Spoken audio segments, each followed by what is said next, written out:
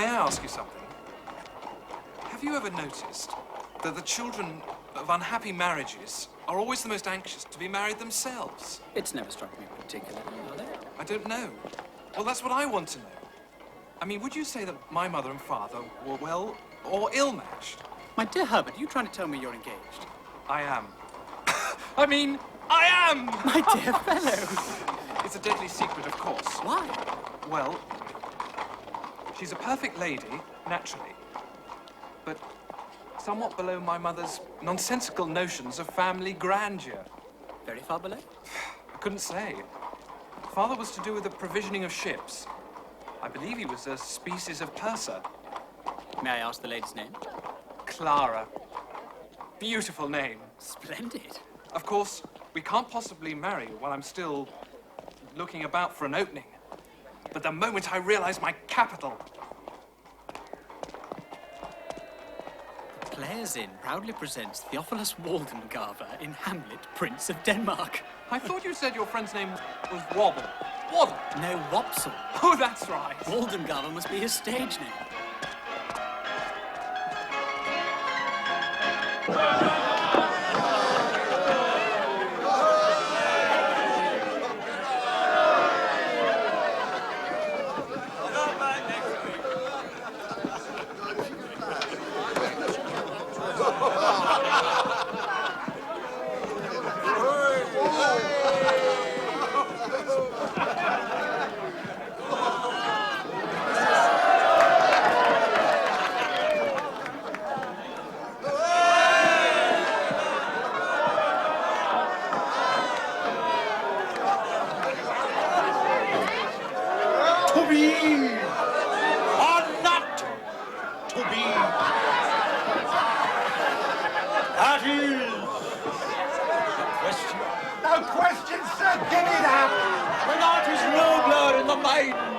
To suffer the slings and arrows of outrageous battle, or to take arms against a sea of troubles, and by opposing end them to die, to sleep no more, and by a sleep to say we end the party and the thousand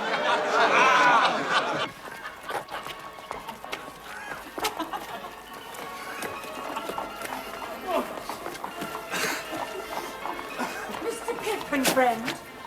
Yes? Mr. Waldengarver would be glad to have the honor.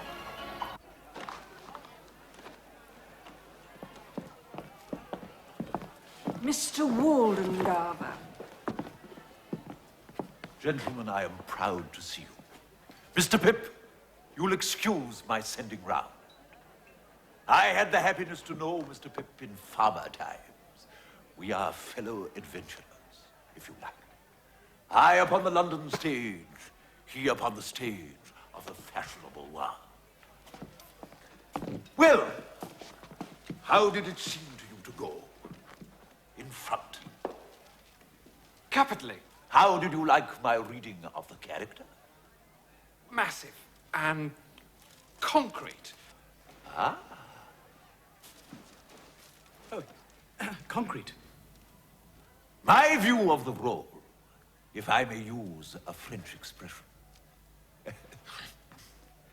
is a little classic and thoughtful for them here, but they will improve. I'm sure they will. Gentlemen, I am proud to have your approbation for my vice.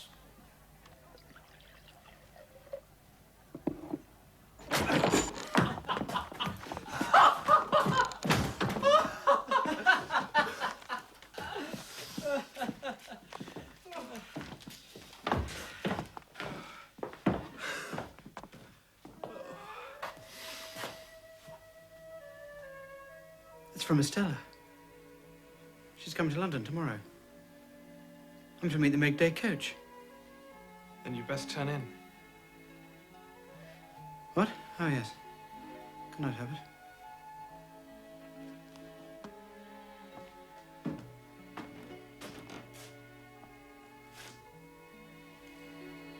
Good night, Helen.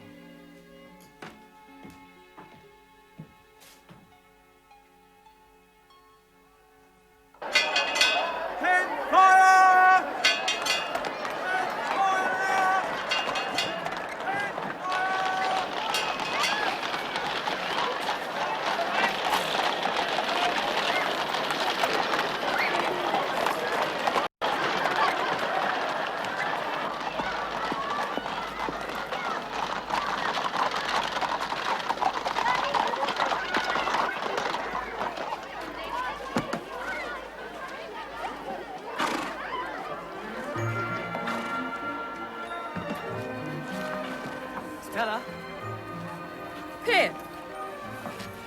Those are my trunks. I'm going to Richmond.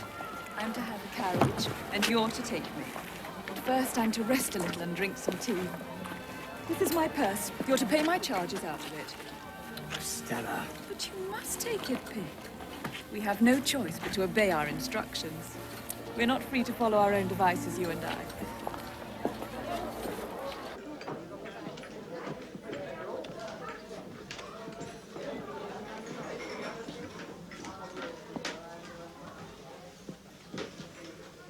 Richmond? What are you going to do at Richmond? I'm going to live at great expense with a lady who has the power, or so she claims, of introducing me to the best society. I'm surprised Miss Havisham can part from you. It's her own plan. She means to come to life again through me. I am to write to her and visit her constantly to report the latest fashions and scandals. And you, Pip? How do you thrive with Matthew Pocket and his son? As well as I can.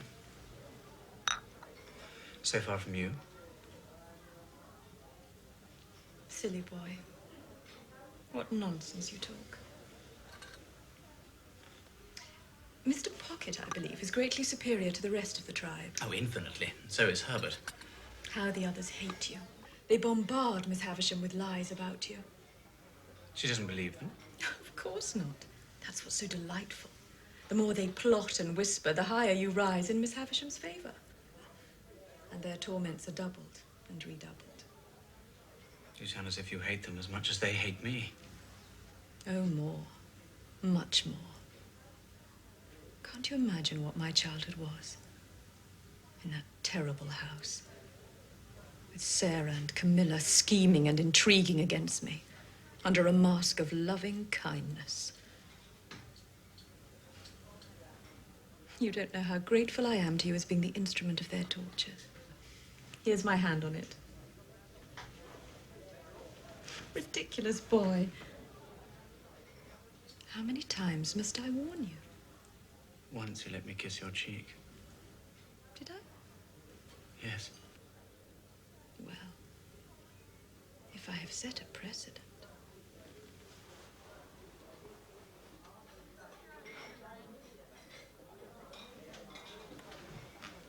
Now, you must take me to Richmond.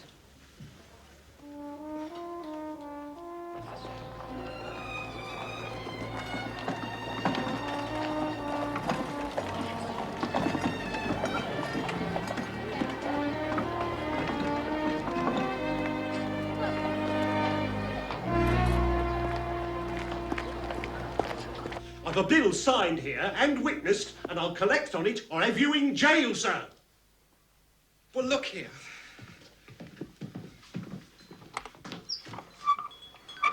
Take the wretched thing back. Take it back, sir. Soiled goods, sir. Never. Quite right. Good day, Mr. Pilbeam. Now, look you here, Mr. Pip. I've waited for my money long enough. Pay up, or I'll have the law on you. What do you say to that? 3 things. First, here's £10 towards what's owed. 10 quid? It's a drop in the... Second, in a very few months, I come of age. At that time, substantial funds will become available to me. That's all very fine, but I want my money. I would remind you that Mr. Jaggers is my guardian, trustee, and man of business. A threat of law against me is a threat against Mr. Jaggers. See Mr. Philbeam out.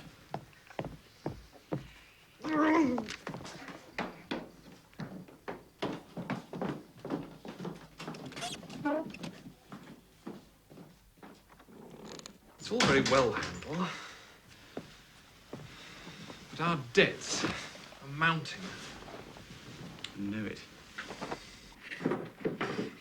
Good day, sir.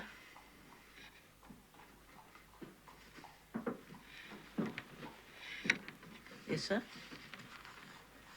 You have the look of a smart lad. A, noticing lad. Oh, I am, sir. They're headed for a crash, them two, or I'll eat my hat. You keep your ears open. Report to me how they go on, and there's more of the same for you.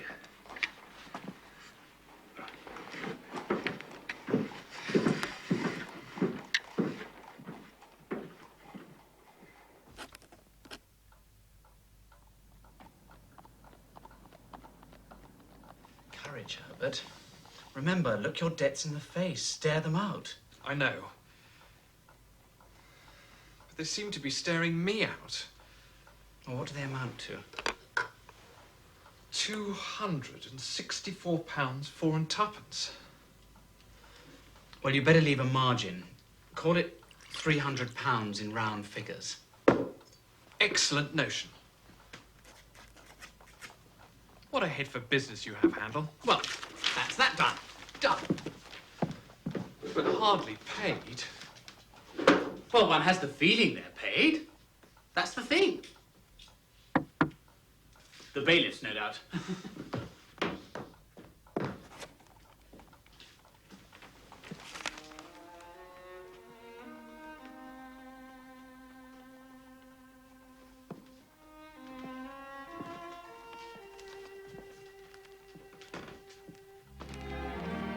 What is it, Handel? It's my sister. Joe Gardner, his wife.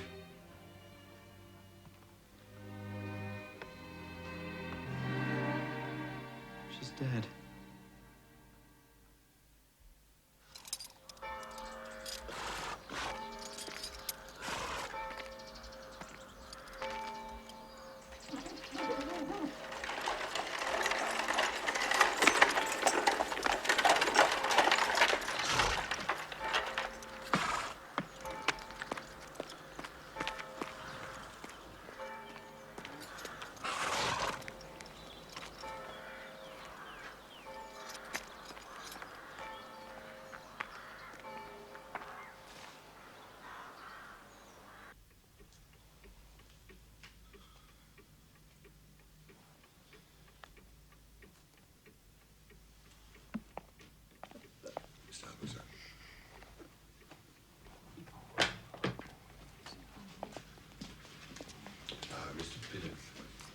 Oh, my dear boy, a sad occasion, a sad occasion.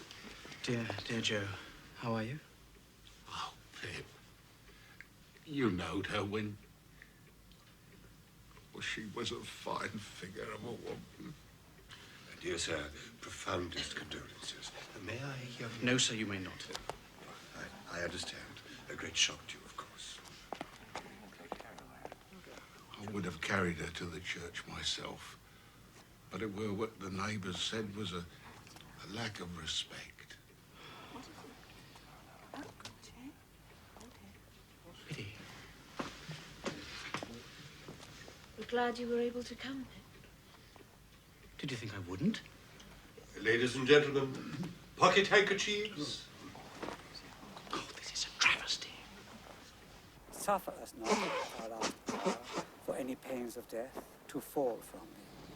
For as much as it hath pleased Almighty God of his great mercy to take unto himself the soul of our dear sister, here departed, we therefore commit her body to the ground. Earth to earth, ashes to ashes, dust to dust, in sure and certain hope of the resurrection to eternal life, through our Lord Jesus Christ, who shall change our vile body, that it may be like unto his glorious body.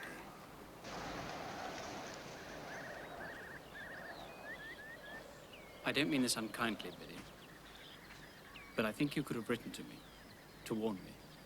Do you? Would you have wanted news from home? Well, I could have come down to see her. It came very sudden. Well, you told me nothing of it.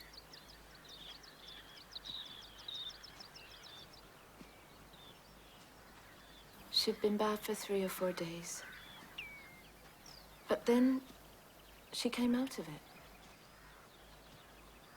It was in the evening, just at tea time. She suddenly said, quite plainly, "Joe." I ran and fetched him in from the forge. She made signs that she wanted him to sit close to her. Then she laid her head on his shoulder. So contented she looked. Then she said, Joe again. And once pardon. And once Pip.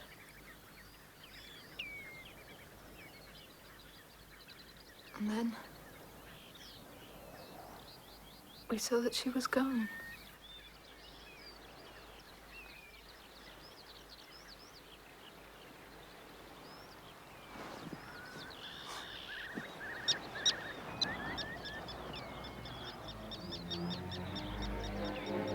Orlick!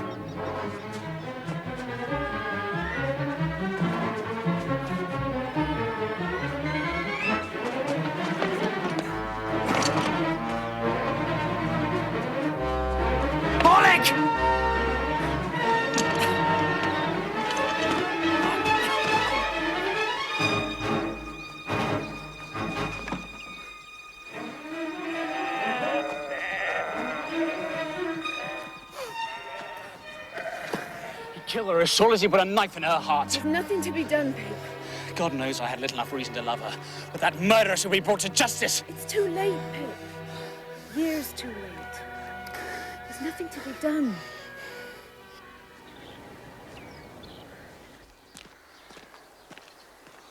Well, I suppose you'll have to leave the forge now. Yes. I don't want to, but it wouldn't be right, me and Joe alone under the same roof.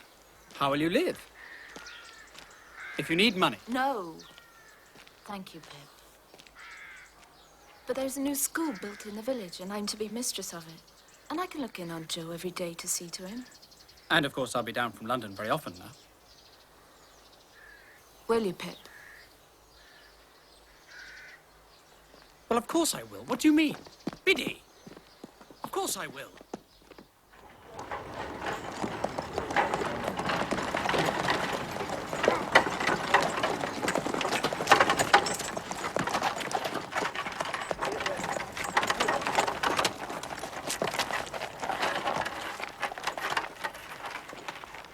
Goodbye, dear Joe.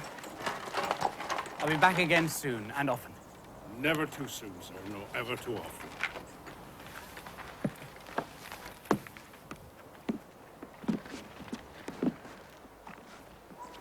Don't be angry, Pip. I'm not. Only a little hurt. If it proves I've been ungenerous, then the hurt will be mine. Thank you.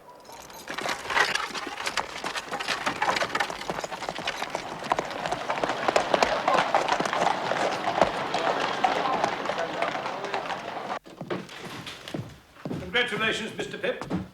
I must call you Mr. Pip, since you're of age. Take a chair.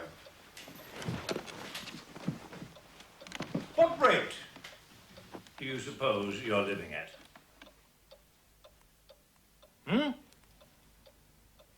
No idea. Naturally. Well, you have been spending pretty freely here. And, of course, you're in debt.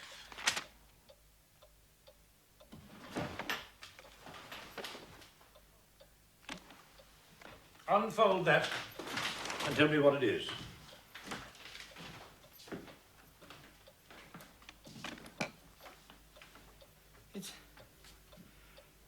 It's a banknote for £500. A handsome sum. Indeed. It's a present to you to mark this day and an advance against your future expectations. Your allowance you will continue to draw at the same rate, and no more, until such time as your benefactor chooses to appear. Mr. Jaggers, will that time be soon? That is a question I must not be asked. I can tell you this. When your benefactor discloses, that person and you will settle your own affairs. My part in the business will cease and determine.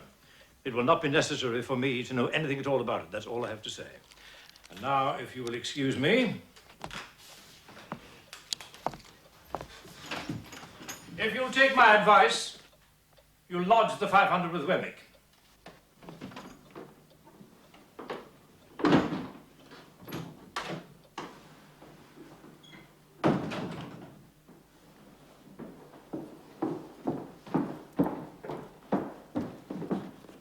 Mr. Wemmick, may I ask your advice? If you're walking my way? Oh, yes.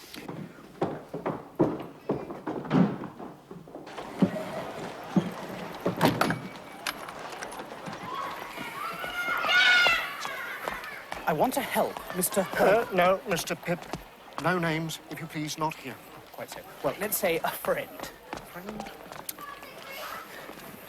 This friend wants to get on in commercial life, but doesn't have the means to get started. I want to help him. With money down? Well, exactly. Mr. Pip, do you see what lies at your feet? Better pitch your cash down there. At least you know where it's gone. This is very discouraging. Meant to be. Never invest portable property in a friend unless you want to lose that friend. Wouldn't be right to advise you otherwise. Not here. Not here? Oh, you mean in Little Britain? Precisely so, Mr. Pip. But... Precisely so. Good day, Mr. Pip. Good day, Mr. Wemmick. I take it the friend you allude to is Mr. Herbert Pocket. Well, you know his circumstances. I'm determined that he should share in my own good fortune. Devilish good of you, Mr. Pip. Oh, not at all. He's dreadfully in debt, thanks entirely to me. It's only right that I should make amends. But he must never know. It would offend his pride. But it must be done with absolute secrecy. Well, now, it so happens that, my young lady friend, Miss Skiffins, has a brother who's an agent and accountant. No lack of portable property in that family. If anyone can arrange it, Skiffins can. Might I introduce you to the young lady in question? Well, I'd be honoured. Miss Skiffins. Mr. Pip. Mr. Pip, Miss Skiffins. How do you do? Charmed, I'm sure. I'll get on to young Skiffins first thing tomorrow. We'll get right to work. I thank you 10,000 times. Always pleased to be of help, you know, Mr. Pip, in a personal and private capacity. All right, aged? Yes? All right, yes? John. All right.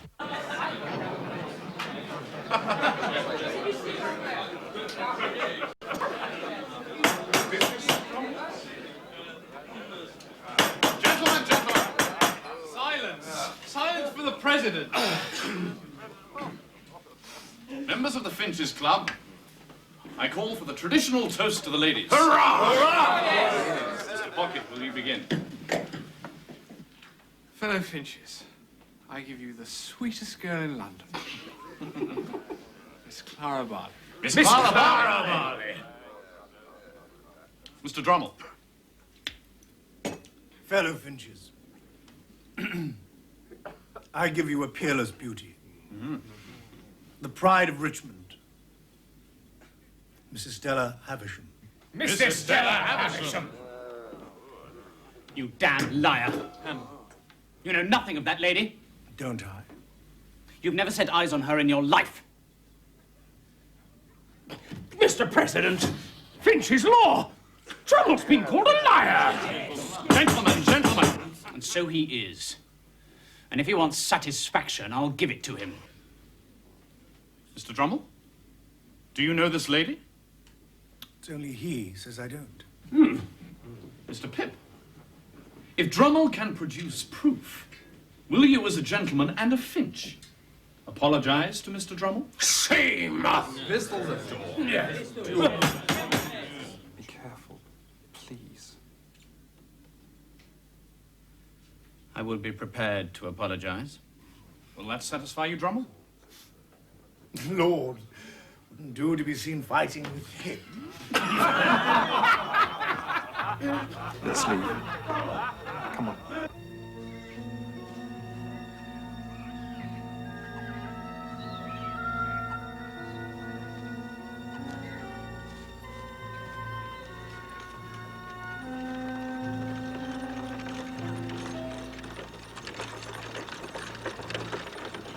It's Drummle.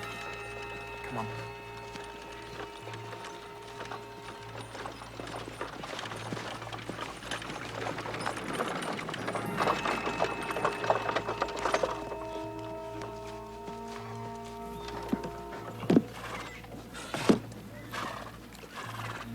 Mrs. Stella Havisham, gentlemen.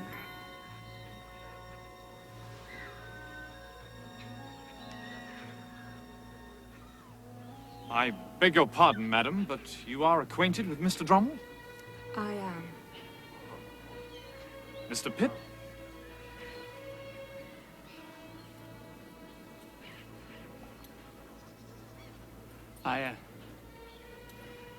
I apologize. Pip?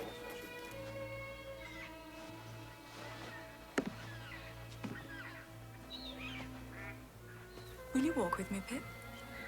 If you please. Of course.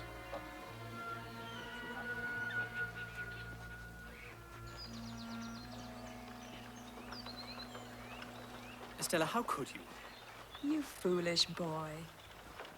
How long have you been seeing Drummle? Seeing him? I see him often at balls and dinners. Never have I been so humiliated. But, Pip, you surely didn't expect me to permit bloodshed if I could so easily prevent it. I didn't expect you to be consorting with a man like Drummle. He's nothing but a boorish lout. Certainly. But in society, there's no way of avoiding such persons.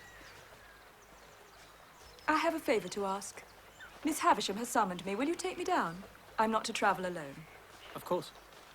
You're to pay all charges out of my purse. That's the condition. May I make a condition? My dear Pip, short of retiring to the country, I can hardly avoid encountering Mr. Drummle from time to time.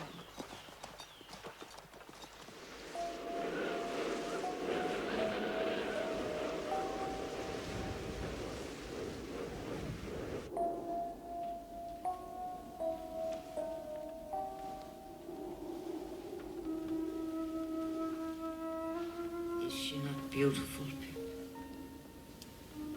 Was she not born to wear them?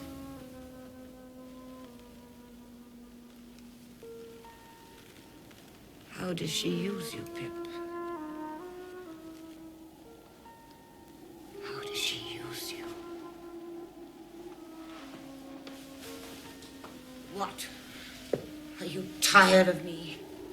Only a little tired of myself. Speak the truth, you ungrateful girl. You're tired of me.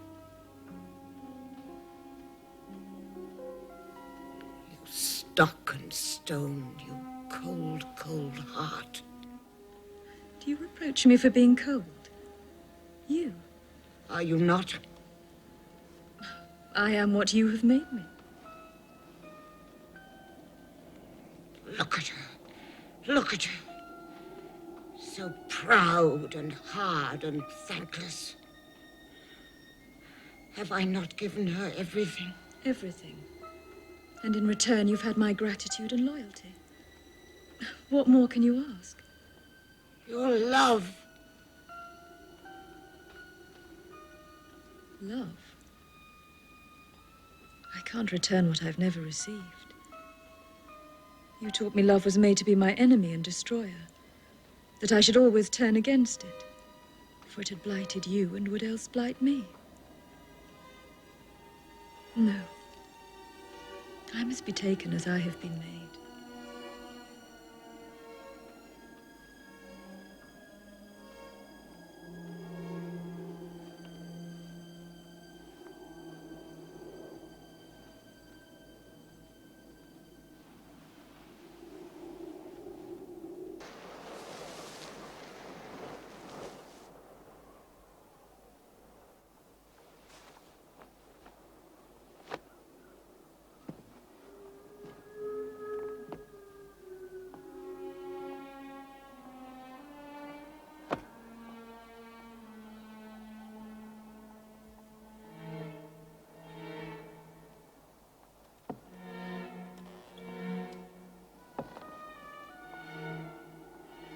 Did I never give her love?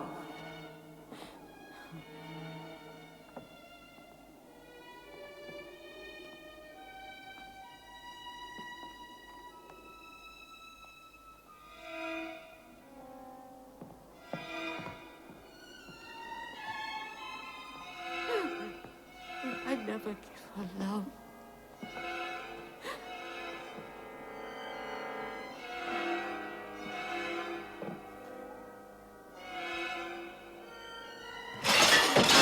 Did I never give her love?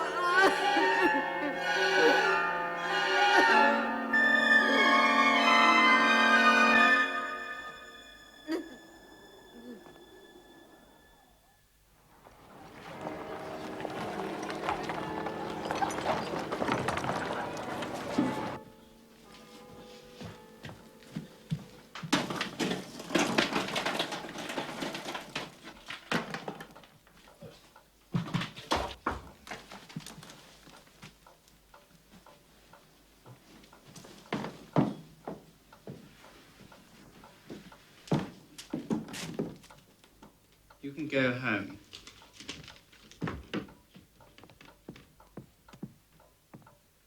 Dear Mr. Pip, this is to acknowledge receipt by Mr. Clarriker of the £200 against the £1,200 agreed for the purchase of Mr. Pocket's partnership. I'm pleased to inform you that...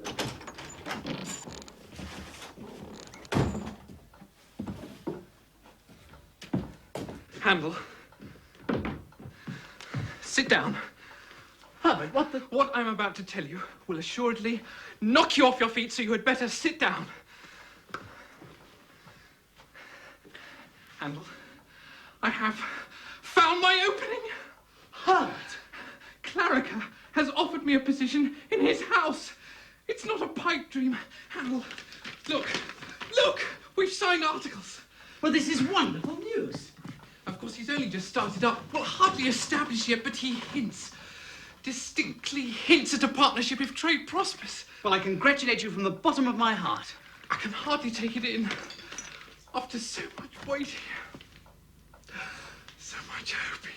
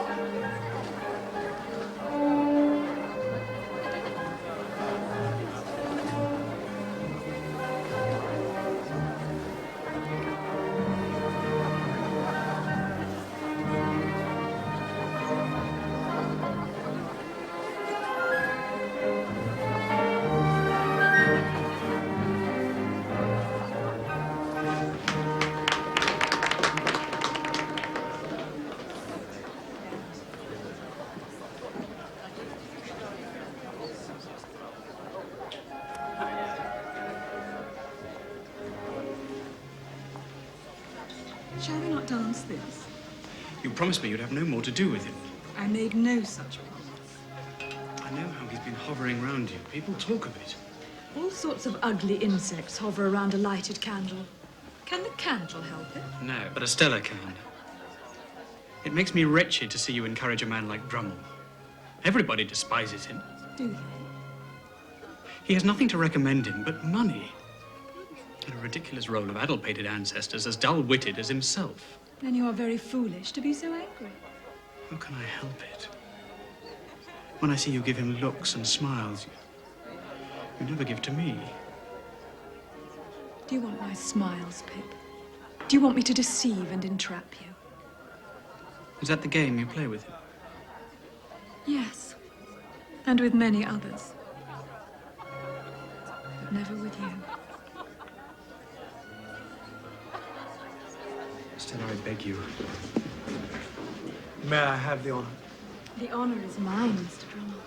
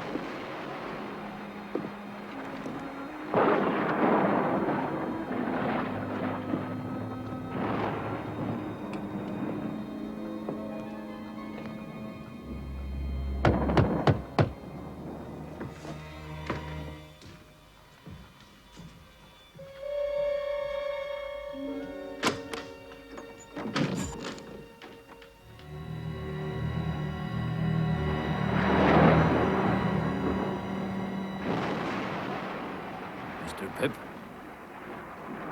Yes? Who are you? What's your business? My business? I will tell you my business, by your leave, master. If I may step inside.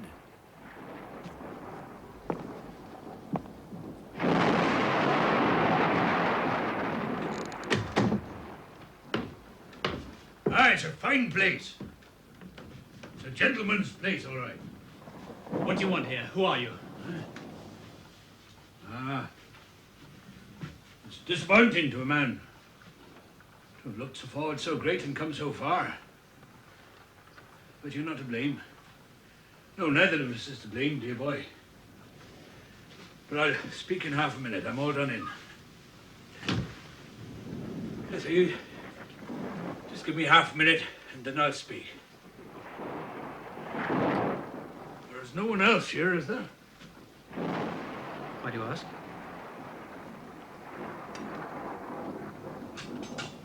Oh, you're a game one. I'm glad you've grown up to be a game one.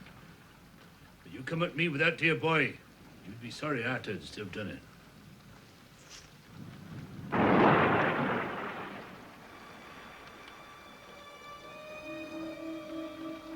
You know me now? Ah, you acted noble, my boy, noble, Pip. And I've never forgot it. Stand back. If you've come here to thank me, I need no thanks. I just hope that you've shown your gratitude by mending your ways. I don't wish to offend you, but you must see I cannot receive you here. Why so, dear boy? Well, our ways are different ways now. How? You seem tired. Will you drink something before you go?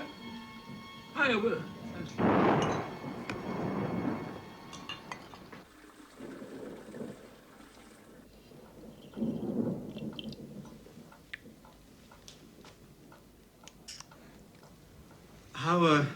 How have you been living? I've been a sheep farmer, a stock breeder, at the trades besides. Many 1,000 miles of stormy waters off from this, dear boy. Australia. I hope you've done well. I've done wonderful well. I'm glad to hear it. Oh, I hope to hear you say so, dear boy. And you too have done well, I see. May I make so bold as to ask how you've done so well? How? Aye. How? I've been chosen to succeed to some property. Might a mere varmint ask whose property? I don't know. Could I make a guess, I wonder, at your income since you've come of age? 500, would it be? Oh, concerning a guardian. There ought to be a guardian or such like before you was of age. Some lawyer, maybe. Jaggers be his name.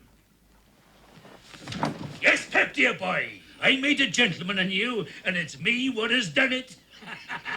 I swore that time, sure as ever I made a guinea, that guinea should go to you. I swore afterwards, sure as ever I speculated and got rich, you should get rich. I lived rough, that you should live smooth. And I worked hard, that you should be above work, dear boy. Yeah, and I put money aside for you to spend. Didn't you never believe that it was me, Pip? No. No, never, never. Yes, it was me, single-handed. Hey, what else, dear boy? Do you think I tell it for you to feel obligation? No, not a bit in it. I tell it for you to know that that there hunted dog, which I was, which you put life in, he held his head so high that he could make a gentleman. And Pip, you are him.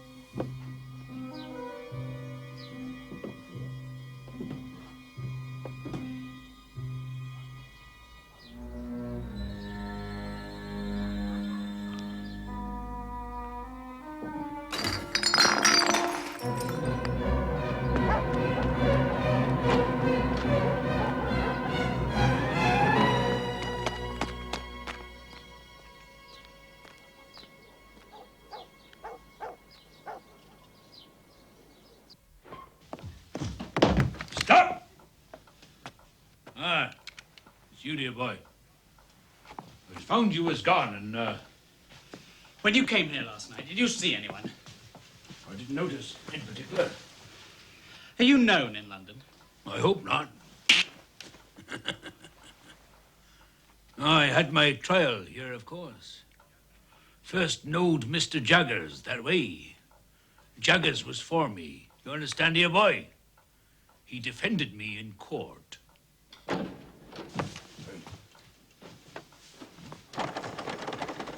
Stay there.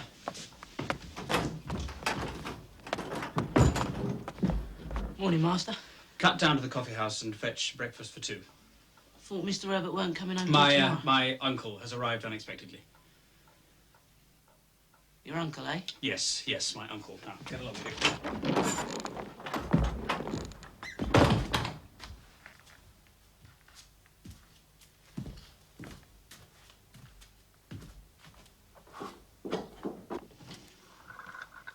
That's right, dear boy.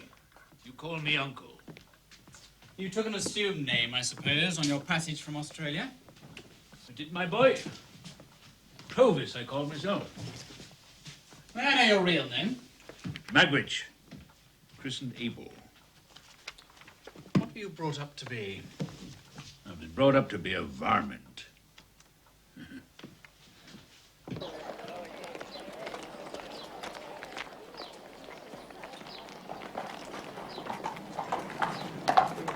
Sort it out. Can't you drive?